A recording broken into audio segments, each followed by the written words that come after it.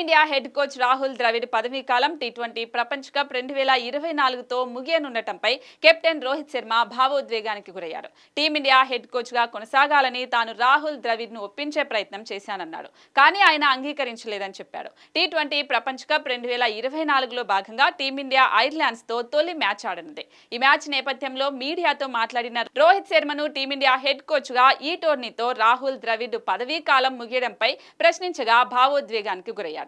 రాహుల్ ద్రవిడ్ తనకు పెద్ద role model అని, అతని కోచింగ్ ను పూర్తిగా ఆస్వాదించానని తెలిపాడు.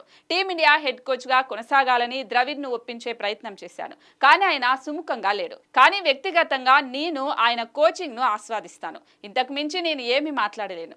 అసలు మేము ఆయన పదవీ కాలం ముగియడం గురించి ఆలోచించలేదు. ఆయనతో నా ప్రయాణం చాలా సుదీర్ఘమైనది. నేను ఆయన సారథ్యంలో ఆడాను. మాకు ఆయన ఒక బిగ్ రోల్ మోడల్. ఆయన ఏం సాధించాడో మాకు బాగా తెలుసు. కెరియర్ లో చాలా దృఢ సంకల్పాన్ని ప్రదర్శించారు. ఆయనతో ప్రతి క్షణాన్ని నేను ఆస్వాదించాను అని రోహిత్ శర్మ చెప్పుకొచ్చాడు. ఇక టీమిండియా హెడ్ కోచ్ గా రాహుల్ ద్రవిడ్ పదవీ కాలం ఈ టీ20 ప్రపంచ కప్ తో ముగియనుంది. ఇప్పటికే బీసీసీఐ తదుపరి టీమిండియా హెడ్ కోచ్ పదవి ఎంపిక ప్రక్రియను మొదలుపెట్టింది.